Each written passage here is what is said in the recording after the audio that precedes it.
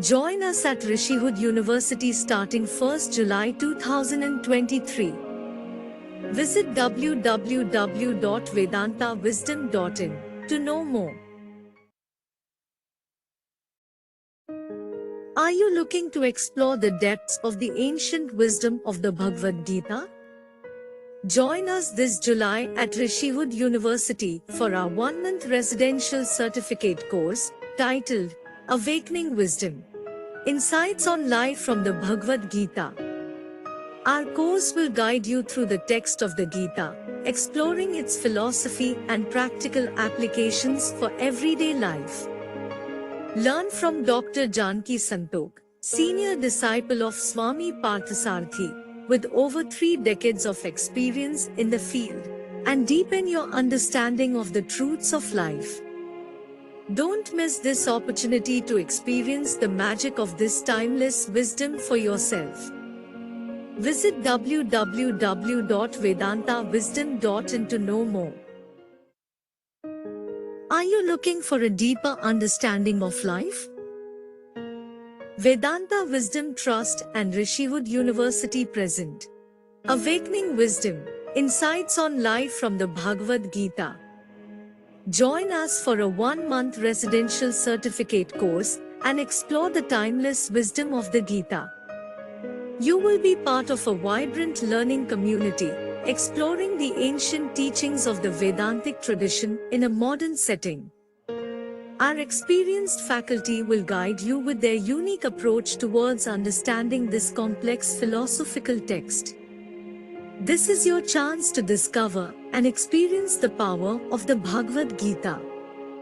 Join us at Rishihood University starting 1st July 2023. Visit www.vedantawisdom.in to know more. Are you looking to explore the depths of the ancient wisdom of the Bhagavad Gita? Join us this July at Rishihood University for our 1-month residential certificate course titled Awakening Wisdom: Insights on Life from the Bhagavad Gita. Our course will guide you through the text of the Gita, exploring its philosophy and practical applications for everyday life. Learn from Dr. Janki Santok, senior disciple of Swami Parthasarathi, with over 3 decades of experience in the field, and deepen your understanding of the truths of life. Don't miss this opportunity to experience the magic of this timeless wisdom for yourself. Visit www.vedantawisdom.in to know more.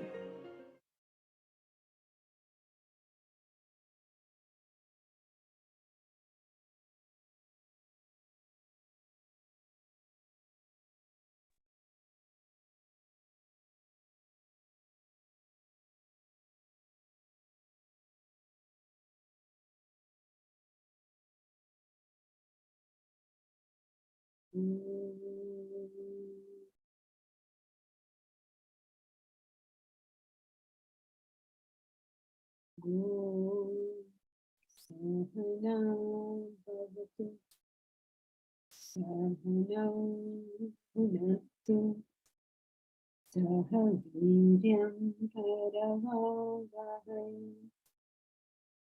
Tejasvinavadhitamastu ma vidvishavahai. Om Shanti Shanti Shanti.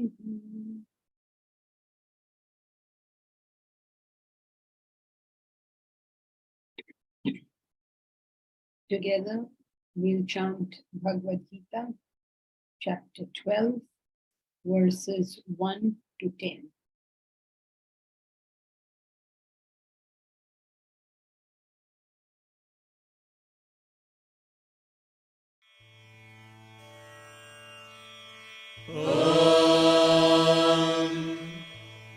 अथ द्वादशोऽध्यायः अर्जुन उवाच एवं सततयुक्ताये भक्तास्त्वां पर्युपासते ये चाप्यक्षरमव्यक्तम् तेषां के योगवित्तमाः। श्रीभगवानुवाच मय्यावेश्य मनो ये मां नित्ययुक्ता उपासते श्रद्धया परयोपेताः ते मे युक्ततमा मताः।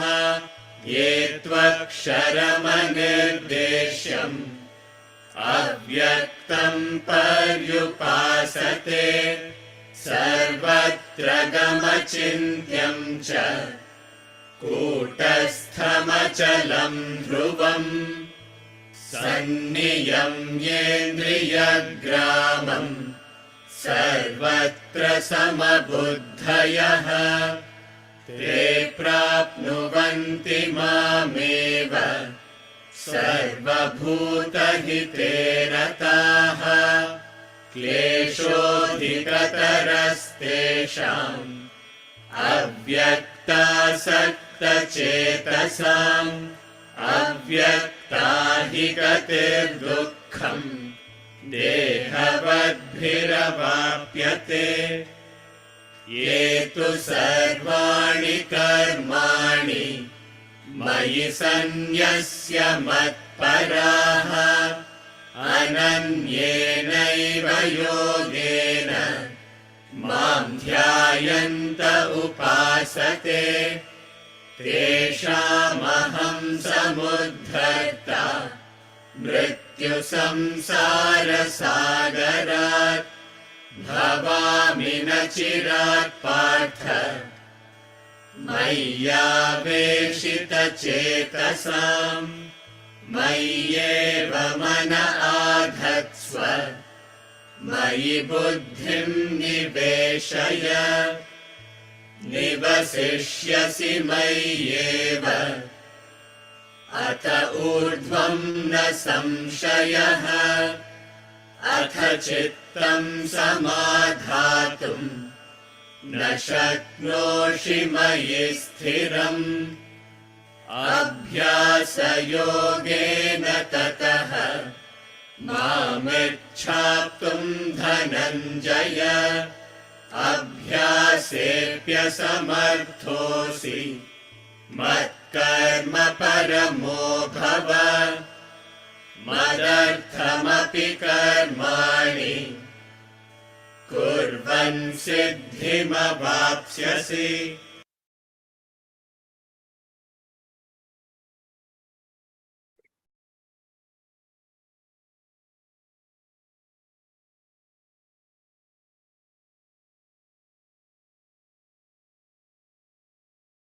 We always think about what is important.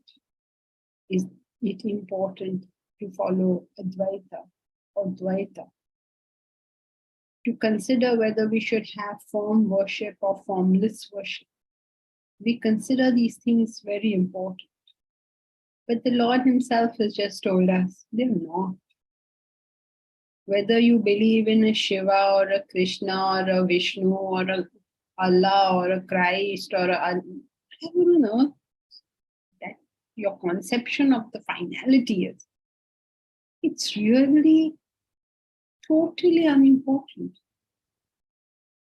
Even if you say, no, I'm an atheist, it's totally unimportant.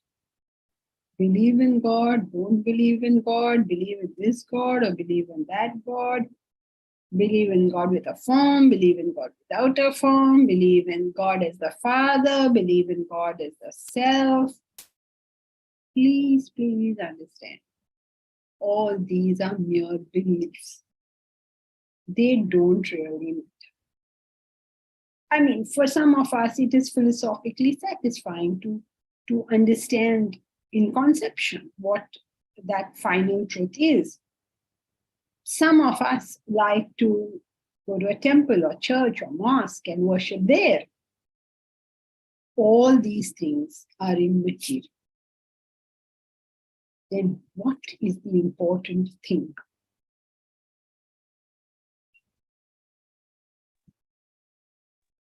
consider something higher than us to do. I can't hear you, Deep. But to consider something higher than us, to supplant the thought of ourselves. It's the most important. Okay, that's one way of putting it. The most important thing is what? That you Nobody know will all people. Huh? that you know what you want. Single pointed devotion. Can't hear you very clearly today. What is the purpose you're doing for it? What is your goal? What is your goal? Where do you what do you really want? Self,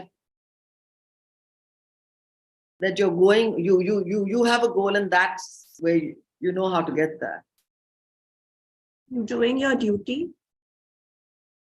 When I come and I sit here and I see all the names, Elsie and Deepraj and Monica and Bharat and Neeru and Arun Sehgal and you know, all these people who have been there for so long. Jyoti and Ashya and Jay and all the names, Amarinder, and I feel so happy. I feel, oh wow, you know, all the old students are still there, they are still studying. It's nice to meet everybody every Sunday morning or every Saturday morning, and I feel very happy. But then when I ask a question, I say, were they really there last time? What happened to all of this? Were you all really there, or I'm just living in some dream world of my own, thinking, oh, I'm seeing them every Sunday. We did it so much last time. What is important is not what your concept of God is, but what qualities should accompany when you... What is the sadhana that is going with it? Remember, he told us that good Elsie, you came, I think you meant this. Remember, he said, if you are doing form worship, then this is what you do. If you are doing formless worship, then this is what you do. The form and the formless don't matter. It is what you're doing that matters. You say, I'm a great believer in Allah. So, main kya karoon? The important thing is, what are you doing? I'm a great believer of Vishnu. So, main kya karoon? The important thing is, what are you doing? What is your sadhana? What is the importance you've given to it in your own life? How single-pointedly you are going about it or not going about it? How much do you love that Lord that you claim you have? And loving the Lord means loving His creation. All of that is important. So he goes on repeating. When he said form, he said all those who have form have X, Y, and Z. When you're formless, then you have A, B, C. And it doesn't really matter. And all this is indicated by the word But but. It's very interesting. He says, those who worship the form are the best. Those who worship the formless, they will also reach me. But now, what is a but in that? Is there any reason for but? But it is not important, one way or the other. If you are in the early parts of the sadhana, it will seem very inspiring to worship the Lord. And that's great. What's wrong with that? If you are more of an intellectual, you're more of that sort of person, it would seem very inspiring to worship the formless reality. Well, they don't worship the formless, but to pursue the formless reality. That's fine, somebody would find. But what is important is the sadhana. And how do you know that? Because from now on, he's only talking of sadhana. See, remember the question was form or formless? Shall I worship you in the form that you have shown me? Or are those people who worship the formless? Which are better, he said. So in 3 verses, he finishes that. Which is better? Form is very good. Formless is also good. But what? But get down to work. Never mind about form and formless. Right? They're also busy fighting with each other about our conception of God. What does it matter? How does it matter at all?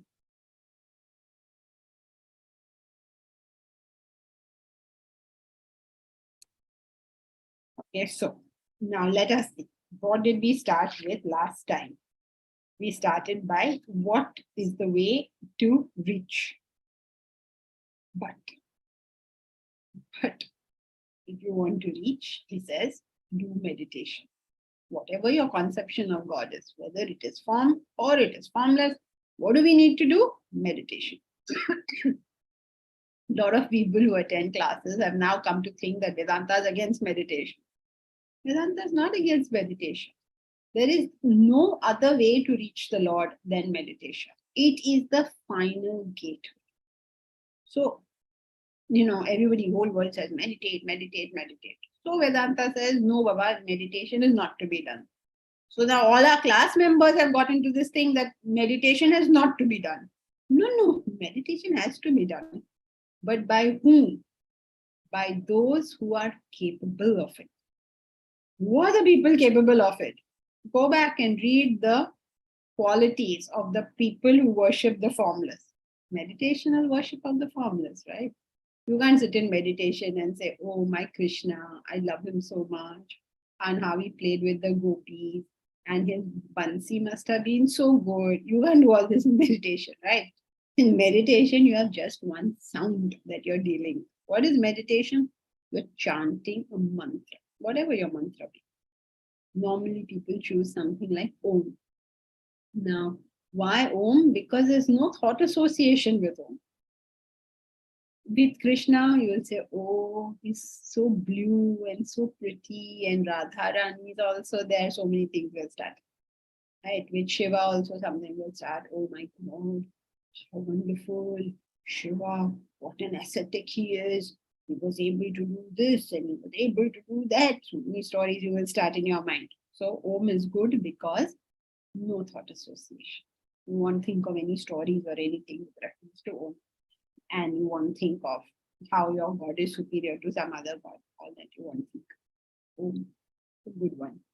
However, it is not the mantra that matters. What matters is,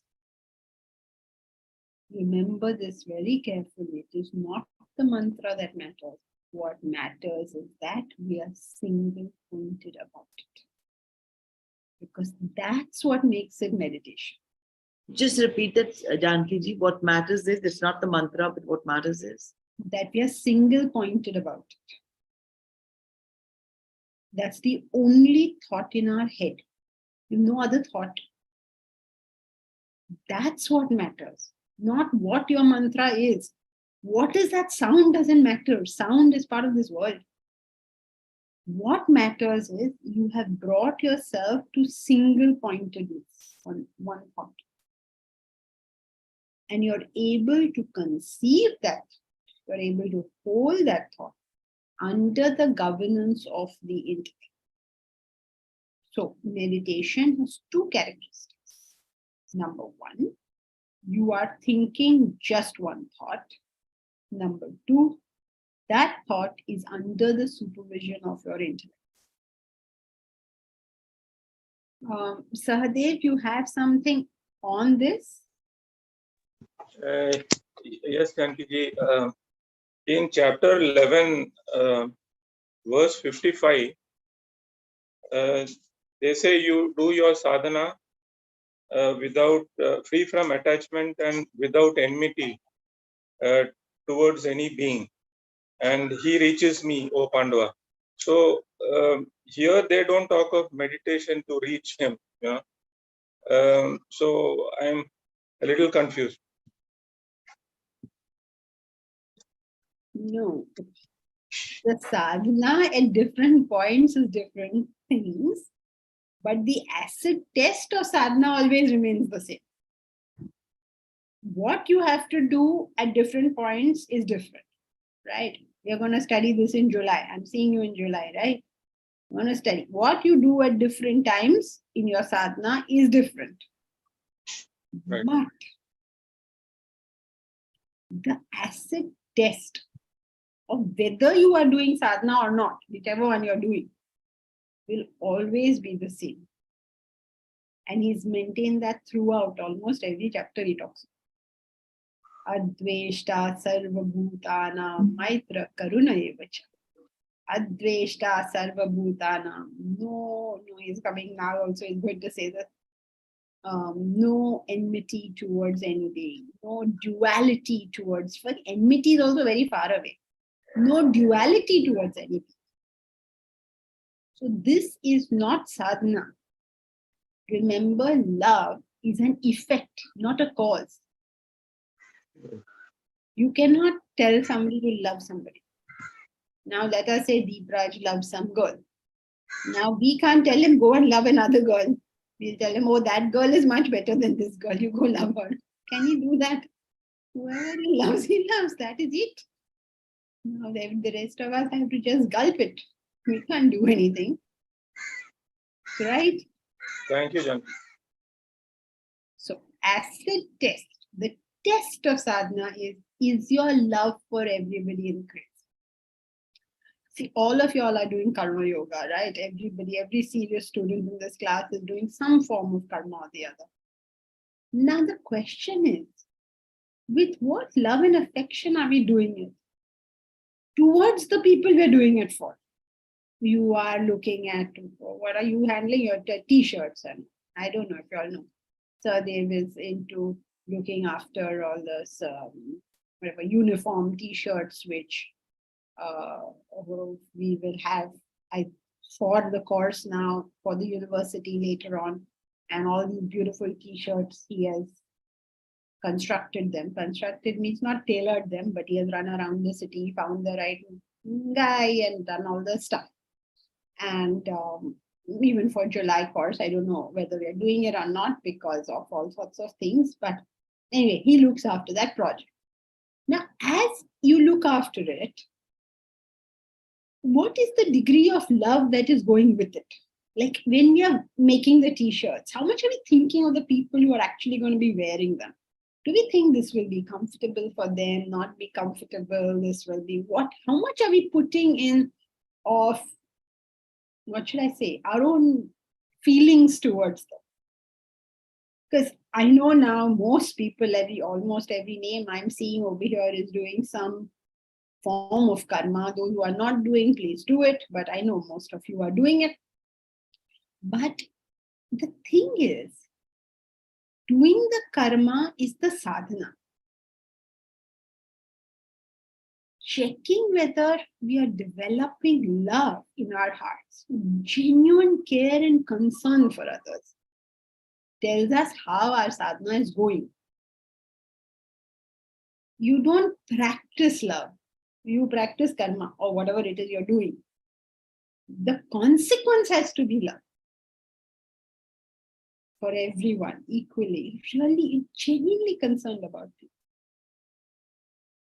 And then you're able to carry that concern everywhere. See, suppose you're making t-shirts and you're very concerned about the people who wear them. Now we're going to be in Delhi. It might be a little hot. So we don't want a t-shirt that'll make you feel hot. It should be a t-shirt that doesn't make you feel hot. So you're comfortable in it. So when you have love, then you start thinking in terms of the other person. Because you're concerned about that person. Like how you think of your grandchild. You think, right? How will she be comfortable if you do X or Y or Z? So like that, you think about everybody.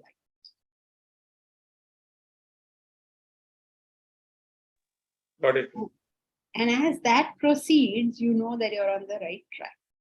But if you feel enmity for anyone, or you really don't care, you're doing your work, I don't care, then you lost it. And then this thing, that emotion you have in karma, you take it to office as well. It's not that you're only doing a karma yoga, volunteer work like that. They're all looking. Whoever you meet, whoever you deal with, whoever you work for, that same sense of identity. So, what is the sadhana? What are we supposed to do? Step number 1, meditation. That's what he said. He said, but forget all that stuff.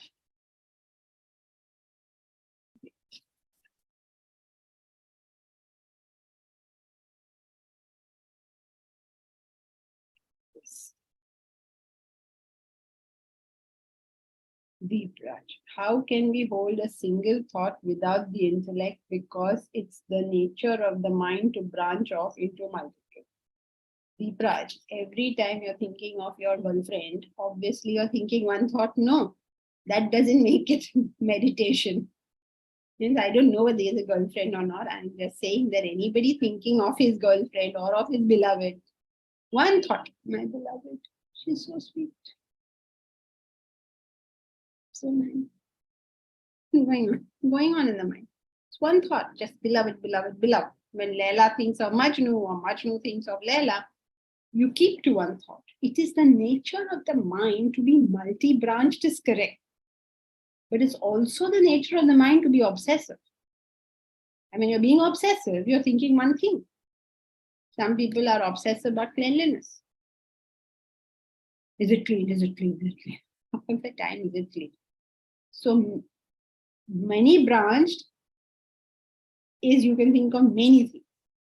Obsessive is you can think of the same thing too much. Both are qualities of the mind. That is how we go wrong, no?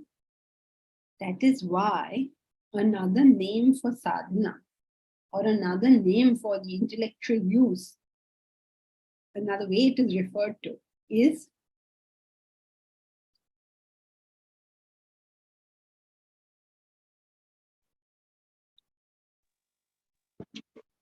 A wearing principle. I can't hear you, brother. A wearing principle. Shraddha. Is it my thing that I can't hear? Kalyan, I didn't hear what you said. I said Shraddha.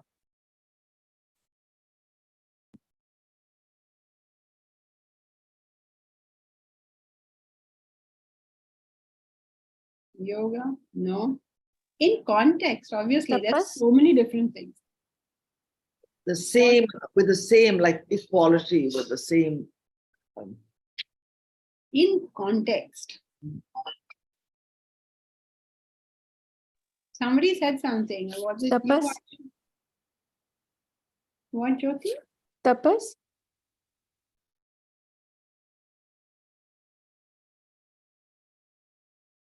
Kalyan said Shraddha. Yeah, got it. Okay. Nobody? Bhakti, Bhakti.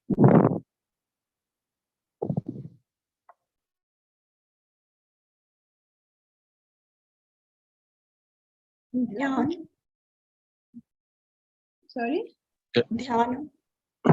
Janki, can you repeat the question? Another name for sadhana, another way of referring to it. Sadhana for intellectual use is what? Okay, go back to context. What is the context? Oh, would you karma, dhyana, and bhakti yoga? No. Remember the context. What was Deep Raj's question? Deep Raj's question was, how can the mind be single pointed when its nature is multi-branched? To which, what was the answer? Deep Raj, what was the answer? It's the same thought again and again and again. Obsession. The mind is capable of being many branch, means thinking of many things, or thinking of the same thing again and again. Right? So these are the two facets of the mind. And therefore, the use of the intellect, another name for it, is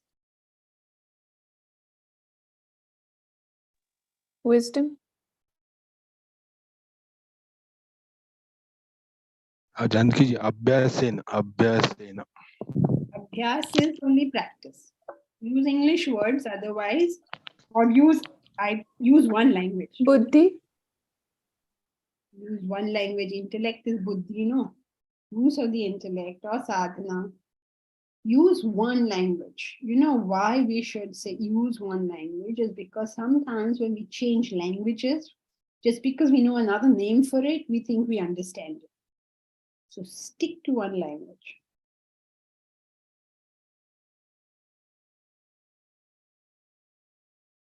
Renunciation. No. What is it? Attachment to the higher renunciation. What happened? Most even the Janki, Westerners name know this name. Janki, you practice? Practice? Janki ji saying sadhana is the same as meditation. I didn't hear anything. The ability to do different things at different times, like depending on your sadhana can be different. Okay, so what's a name for it? Another name for it. For the path, for intellectual use, there's another name for it. And it's a very, very common name, and most Westerners know it by that name. Is it differentiation between higher, lower, and Multitasking? Discrimination. You're Janki ji, not wrong in context. If you say intellect, discrimination, all of this would be right in some context. But if you're following the flow of thought, then you have to get the right word. Otherwise, you can say anything. That is called growth of the intellect, right? That you're able to follow that particular flow of thought. You're not bringing in other information. You're just following that flow of thought. So, not obsession, but not obsession, not single-pointedness. Not single-pointedness means not obsession, not multi-branch. Is Mindful. Meditation, no? Mindful. Another name for it is Mindfulness. concentration. You're not wrong. All of you are right. But it's not in the context of what we're talking. Whose iPhone? Goal-oriented. Whose iPhone? Who said goal-oriented? Ma'am, it's me, Poonam. Ah, Poonam. Oh, no. Poonam, I'm hearing from you also after a very long time, no? Or maybe Yes, ma'am. I've been around, but amazing how many times a week we used to meet, and now I'm. Are we looking for a Yes. word? Is it focus? Are we looking for this word, focus? No.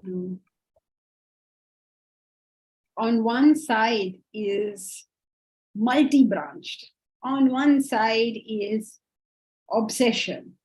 The path of the intellect is the Moderation. okay, at least you're going somewhere close. It's not really moderation, but chalo. equanimity? Equanimity is not a path, it's a goal. I mean, it's a defect. Balance? So what is another name for it? Dhyana, yoga, objective, guide, no.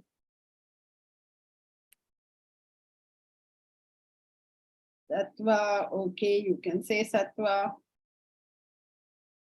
It'll probably be okay to say. The most common name y'all are not getting. I don't know what to do with you. The most common, every English-speaking person would know that name. They may not have heard of Jnana, they may not have heard of Sattva, they may not have heard of Bhakti, but they have heard of this. What is that thing? Dhyana. Many Buddhists use it. Middle path. Ah, finally, someone.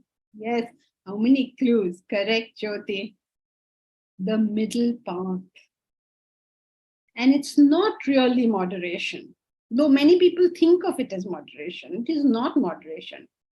What is moderate between obsession and multi-branched? So it's not really moderation. It is the middle path, the golden mean. Golden mean was used by Aristotle, I think. Aristotle, right? The middle path. Many Buddhist philosophies use that. So this is the more famous word for it. But the point is, that the mind goes into extremes, one way or the other. So as long as you can stay between, it's also called the razor's edge. The path is a razor's edge. That means you're not going this way, you're not going this way. You're not going multi-branch, you're not going obsession. You're not going zero value for money, you're not going too much value. You're not going, oh, relationships are useless, relationships are everything. You're able to be on the middle. Means you're able to do at any point what is appropriate. Okay? So long answer to a short question. So how can you be single pointed? Because the mind is capable of obsession. So the path of the intellect is the path of being neither this side nor this side. Thank you. And there was some other question too, right?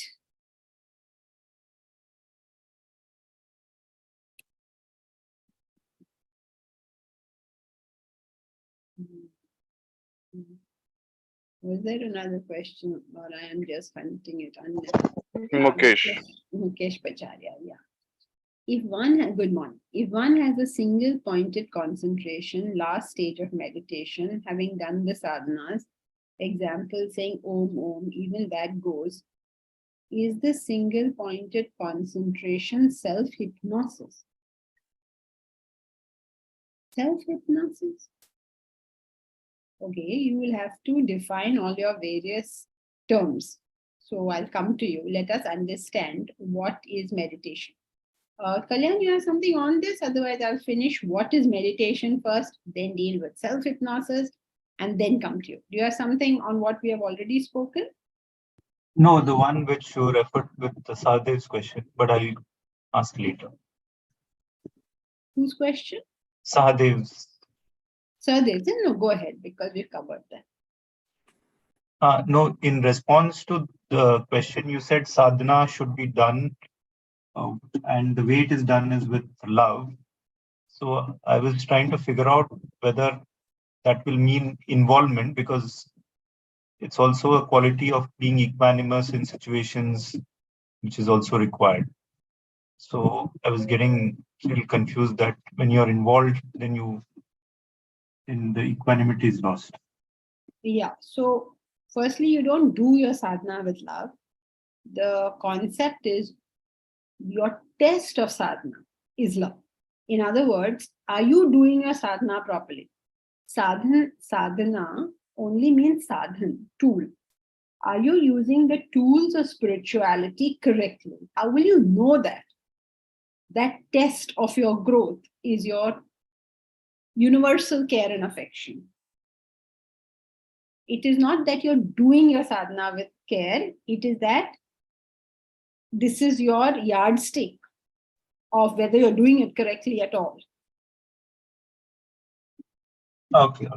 Yeah, seen in that way, it makes sense, yes. So involvement is just the opposite of love. Because involvement means you are going into one thing. Love means you're spreading your emotion out. Yes, yes. Yeah, I understood the context. Yeah. Okay, so where were we? Okay, meditation. Mukesh Bacharya, I'll come to your question after we finish what is meditation. So what is meditation? Remember, meditation has got two characteristics. Anybody remembers what are the two characteristics? Single thought and under intellect supervision. Right, very good. The two characteristics. If it is only single thought, it is Obsession. Attachment, obsession, involvement. When you have only a single thought, which is an obsession or involvement, whatever word you wish to use, the result of that will be The mind will be agitated. Mind will Agitation. Okay. Attachment. Result. Attachment is the word for it. So what will be the result of? Being single-pointed. Agitation. Okay, fine. But we are more concerned. We are talking about sadhana. So in terms of sadhana, what will be the result of it? Take you away from your goal of universal love, or the correct what you want to really. Okay, why is it taking you away? What has happened? Because it is Focus is exclusive. only on one thing. You're not thinking about you're not concerned that concept of equally being able to look at everyone else, the same concern for everything else as you have for that one thing. Okay, so give me a one-word answer so that I know you got it or not got it. The consequence of involvement is one word. Obsession. Separation. Duality. ऐसे ही पूछ भी ले, लगते जाओ. The consequence of oh gosh, every time I go up, something happens below. Two new messages. Please say it because I have to keep that. Greed. Okay, Omkar, you are somewhere close. Go. I don't type it because I am keeping this question on my screen. So tell me, what is the consequence of involvement, consequence of attachment, consequence of obsession, consequence of whatever other words you have used so far? Exclusion. Why is there exclusion? What has happened in terms of the mechanism? Oh, there is void.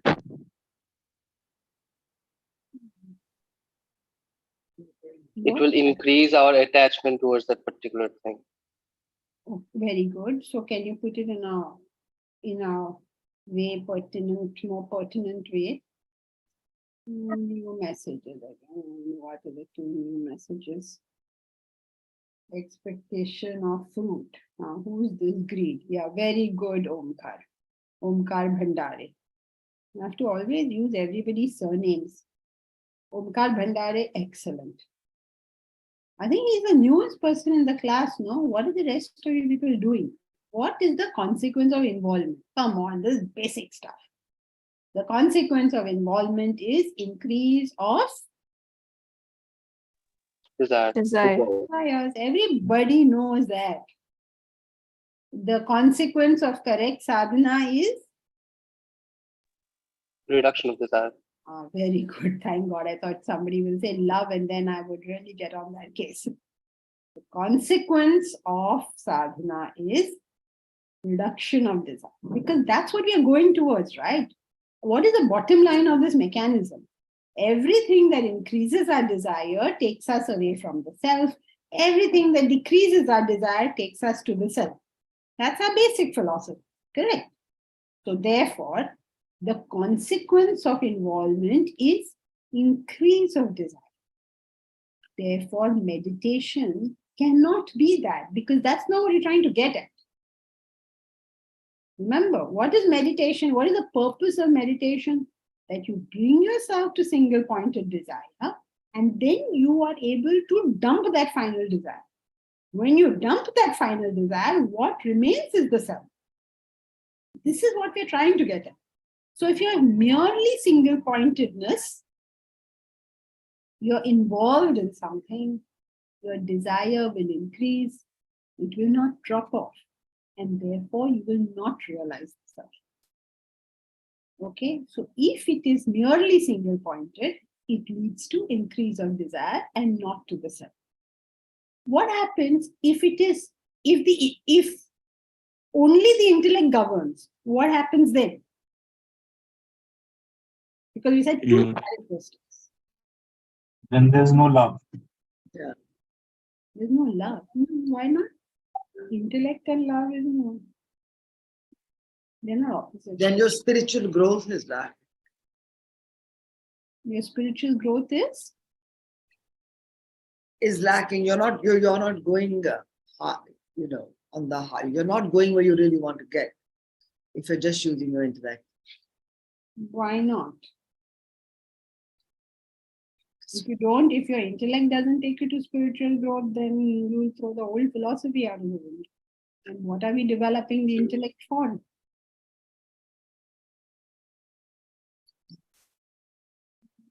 If it is only the intellect's governance or supervision, this is not meditation, it becomes concentration. Concentration means that the intellect keeps the mind on a field of activity, such as now you are attending class. If you are concentrating, your intellect is keeping your mind on what is going on in class. But are you meditating? No. Why? Because there's multiplicity of thoughts. All right. So meditation contains two characteristics. First characteristic is that it is single pointed. Second characteristic is that it is under the governance of the intellect. If it is only single pointed, it is involvement, attachment. If it is completely single pointed, you reach a trance also. Okay, none of these are meditation. In Sanskrit, it's known as laya, where you are in one thought, but there's no intellectual supervision at all. It's very different from dhyana. The opposite of dhyana can be laya. Opposite of prem or ekatvam is moha. Okay, love and attachment. So when the mind goes by itself, it increases the desire. So that is not meditation. If the intellect governs it, but it's not single pointed, it will be concentration, not meditation. So only if it is single pointed and governed by the intellect, it will be meditation. And what will be the consequence of this combination? Self-realization. Say it again. Self-realization. Self-realization. Very good. It means your last desire, which means the desire for the self, will go away. Okay, clear what is meditation? Yeah, Bharat. So what is the role of the mind when we are concentrating? The role of the mind is to stay. The role of the mind means the mind can't be told anything, but the intellect keeps the mind on a field of activity. That's an arena, like class, for instance. So you're reading a book or you're watching a movie. Anything you're doing and your intellect is keeping your mind there, means your intellect is awareing it, then that becomes concentration, but it's not single pointed. It's not just one thing. It's not just one thought. It's a bunch of thoughts. Wouldn't the mind need to be enthused by it or inspired by something for the intellect to work and concentrate? Sorry, say it again. Wouldn't the mind have to be enthused by something or inspired by something for the intellect to be able to govern it? Bharat, what shall I say to that? This is the whole problem with any achievement. It's the problem with achievement. It is the problem with relationships. It is the problem with everything in this world. That we are so dependent on our minds that our intellect simply does not operate. Whether it is your work, whether it is your relationships, and there will be times where your mind will be fed up, not interested. And because your mind is not interested, my mind is not interested, I'm not doing it. No, the intellect is what works when the mind doesn't. When the mind doesn't want to work, the intellect can still make it do it. Make it means can You're not forcing your mind to do anything, but still continuing direction. Otherwise, everybody will say, oh, now I'm not interested. Now classes are not so interesting anymore. I don't think I will attend. Our work is not so interesting. I won't do it. Now my girlfriend is not so interesting. I will dump her. Commitment is completely different from the interest of the mind. Commitment is commitment. The interest, no interest. There was a boy. Honestly, the true story. He and a girl wanted to marry each other. You will not believe this story, but I'm telling you, it's a true story. And Bharat, after class, I will tell you who told me this story. Is he there in class today? No, it's not his own story, but he told me the story about his friend. I can't reveal who the person is because then you people will do all these mental calculations on who the friend is. But this chap, I think you also heard that story. I can't remember whether you. His friend fell in love with some girl, and that girl fell in love with him. That girl's family said, don't marry this boy. She said no, and these two ran away and got married. Then, in a few years, this boy, let's call him boy X, he fell in love with another girl, girl number 2. So he ran away with girl number 2. Girl number 1 refused to give him divorce. So now he was living with girl number 2 without getting married because girl number 1 didn't give divorce. Then they were living together for 3-4 years. I think they had a child also. I can't remember now. Somewhere along the way, he had a child. And a few years later, he decided girl number 2 was no longer interested. He went off with girl number 3. Now, this is how the mind behaves. At the point of telling me, our common friend, he said he had, 3 wives and 2 children or something like that. Can you just imagine the confusion in this boy's life? I mean, be like, whose wife, which child, totally confused. Now, who is he in legal battle with over which child? It's so confusing. It's confusing for us to hear this story. This is the nature of the mind when the intellect doesn't function. And a very nice boy. When I met him, he was a very nice boy. I mean, like very, very charming, very nice. Who would have thought that he's so totally out of control? So, Bharat, in answer to your question, no. Okay, thank you. Sorry, Bharat, if that was very disappointing. But we cannot depend on the inspiration, on the enthusiasm, on the attraction of the mind at all. We have to depend on our commitment. But Janki-ji, when you're taught, whenever anyone else is teaching you to meditate, they say thoughts will keep coming and going, and you cannot control that, and you just have to let them go, and that's the way you'll eventually be able to get like me. Okay, try it out. Yes. Why not try it out? You hear X here, you hear Y there, you do your own experiments and find out which is correct. Thoughts will come and they will go because that's their nature. But eventually you lose your head also because your head will be so dizzy that, I don't know, you should see people who do this meditation nonsense. Prematurely, of course. Oh gosh.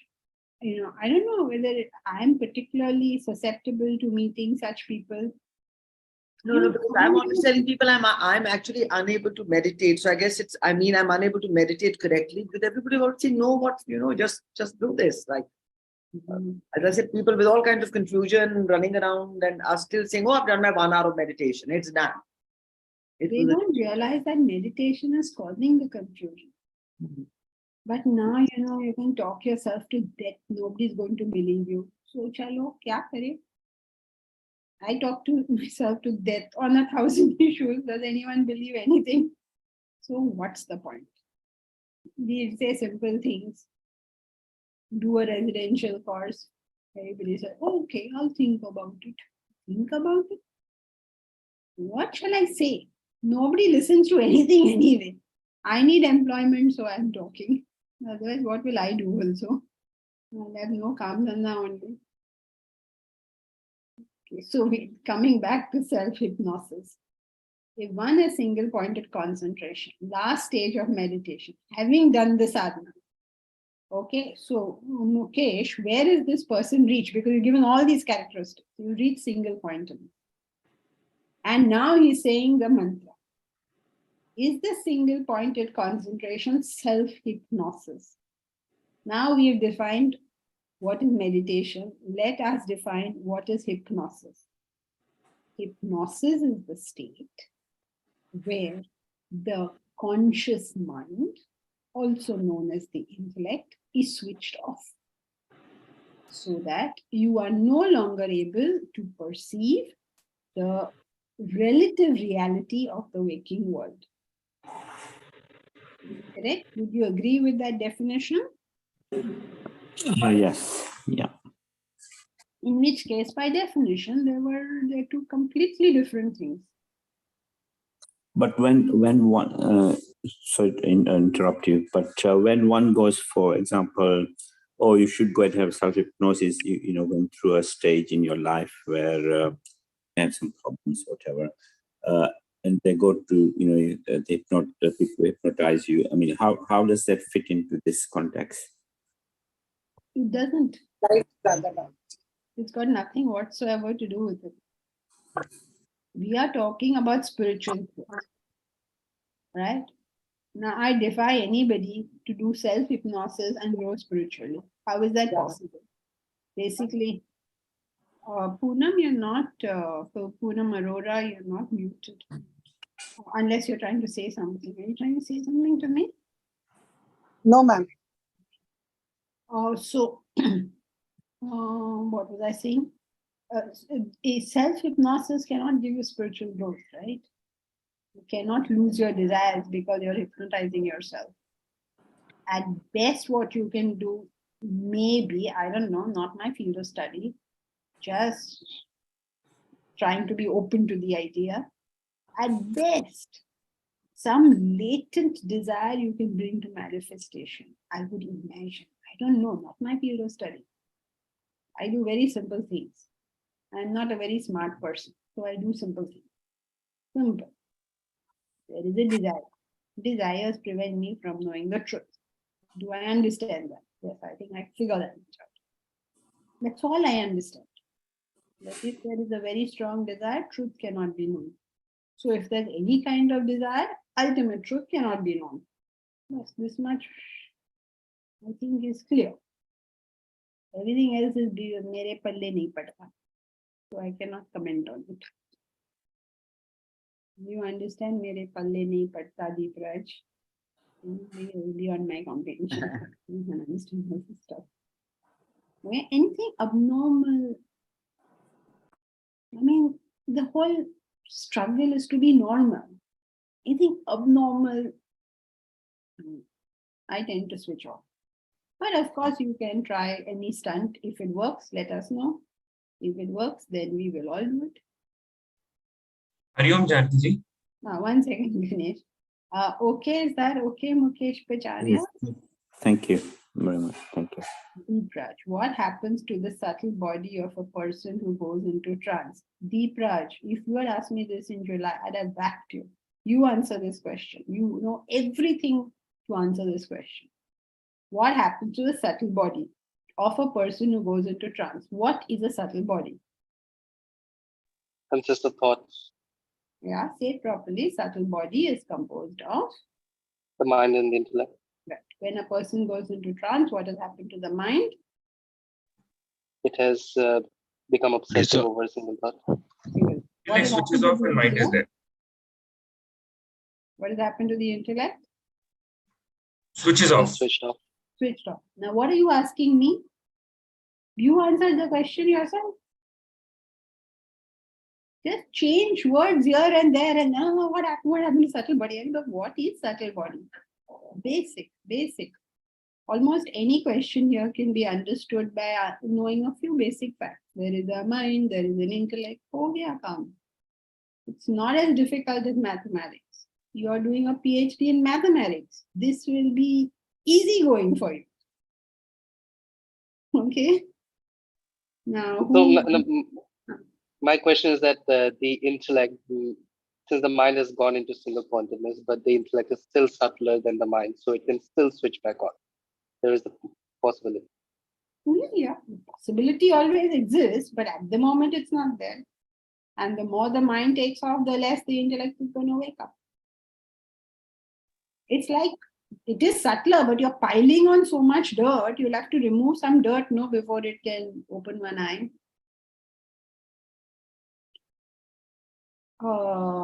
Somebody else? Ganesh? Yes, ma'am. Yeah. I have a question. When you are in meditation, there is just a single thought of self-realization, right? And you go towards that by meditation. Concentration means there are multiple thoughts, but your mind is forcing you to focus on, you can't say a single thought, there are multiple thoughts. Maybe that period of time is that.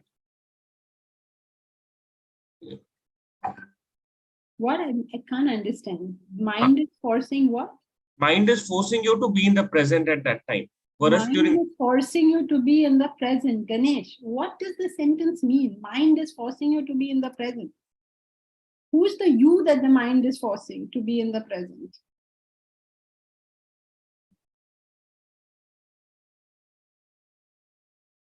Okay. If that is the case, then there is no need of intellect. No, Kalas, mind is sufficient. So think carefully. Start your question again. Okay. Meditation is one single thought, and we think about it, and we get to self-realization. But concentration. Yeah, see, when you Yes. start moving words in philosophy, that's how you guess. Mind has a single thought, intellect awares that thought. Say it properly. Who's the we now? No we. Intellect awares, supervises, governs, you can use any of these words, that thought. This is meditation. Okay, then what? Concentration. Okay, intellect is directing the mind to be at that time, to be present. Where is it being present? In an arena of thoughts. In an arena of thoughts. Yes, Okay. not one thought, but many thoughts. Okay. Example, class. There's many thoughts going on, right? Yes. I hope that you have concentrated. You have not, because you are not listening to the definitions, but nobody else, don't worry, it's not you alone. That is why it's repeated a million times over and over again. Meditation consists of two things. Single thought, the mind has a single thought. Number two, the intellect governs or supervises that single thought. If it is only a single thought, it is obsession, involvement, attachment, trance, any of these words you can use. If it is only intellect supervising, it is concentration, right? So the two together, single thought, supervised by the intellect, is meditation. Yes, Momita. Janki-ji, you said that the whole struggle is to be normal. So that's what we mean by the middle path, or that's different? Same thing, yeah. Same. But why is it a struggle? Yeah, it's just a normal life. Okay. But why is it a struggle? Because we are so abnormal.